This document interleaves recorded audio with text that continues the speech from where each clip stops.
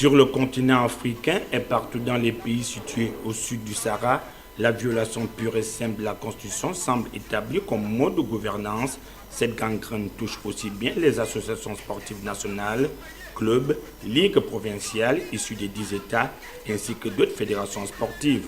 Pour ne parler que du Gabon, sur le plan sportif, le football en particulier, depuis 2014, la Fédération gabonaise de football dirigée depuis plus de 4 ans par Pierre-Alain Mungengui brille par une violation des textes de façon constante alors que les statuts de cette entité sont clairs. Aucune décision modifiant le contenu des 10 statuts ne doit intervenir sans la convocation d'un congrès.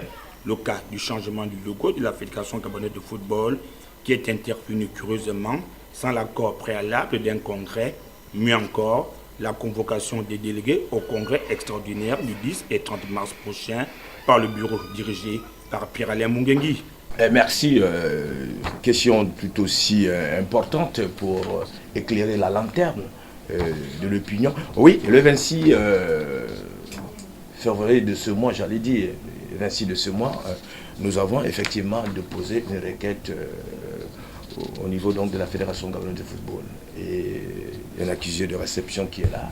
Et nous avons à la même date aussi, vous voyez, nous avons saisi le secrétaire général donc, de la Fédération Association de football international FIFA.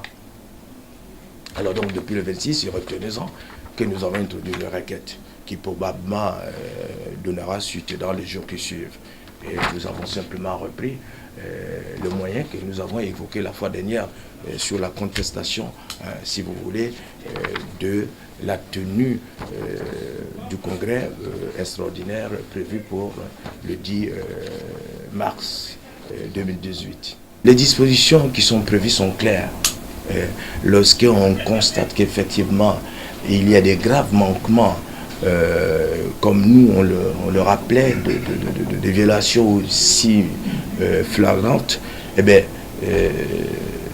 je vous renvoie à la lecture de l'article 27 qui rappelle en substance que la FIFA doit intervenir et en cas de besoin, je dis bien suspend ou annule et désigne naturellement une administration provisoire, ce qu'on appelle le comité de normalisation.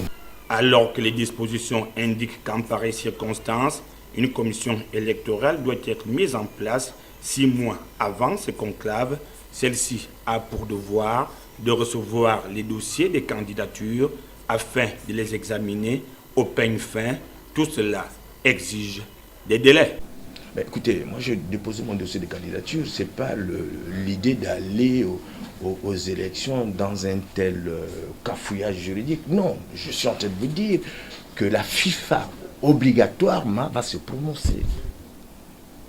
Alors donc, déposer le dossier correspond simplement ou répondre, si vous voulez, aux dispositions statutaires de l'article 35. Mais si la FIFA ne répond pas avant le congrès, je me vois mal aller à une élection qui ne garantit vraiment pas du tout les conditions de transparence démocratique, et j'en passe. Ça va donner l'ordre de quoi? L'ordre que bon monsieur Alaba accepte d'aller dans une élection où les règles de jeu sont déjà faussées dès le départ. Je suis le maître d'œuvre de veiller à la justice, donc au respect des dispositions statutaires sur le plan national qu'international. Donc il est hors de question pour nous. Mais nous avons déposé le dossier simplement. S'il y a le comité de normalisation, ceux qui viendront prendront acte de notre dossier. Autre fait grave est constaté lors du dépôt de candidature de Bosco Alaba Fall, l'absence des textes qui déterminent le montant de la caution exigée à chacun des candidats.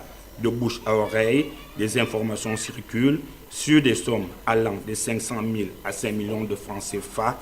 Constat fait et, à la surprise générale, l'homme chargé de recevoir le dossier de Bosco Alaba Fall a tout simplement décliné la dite caution.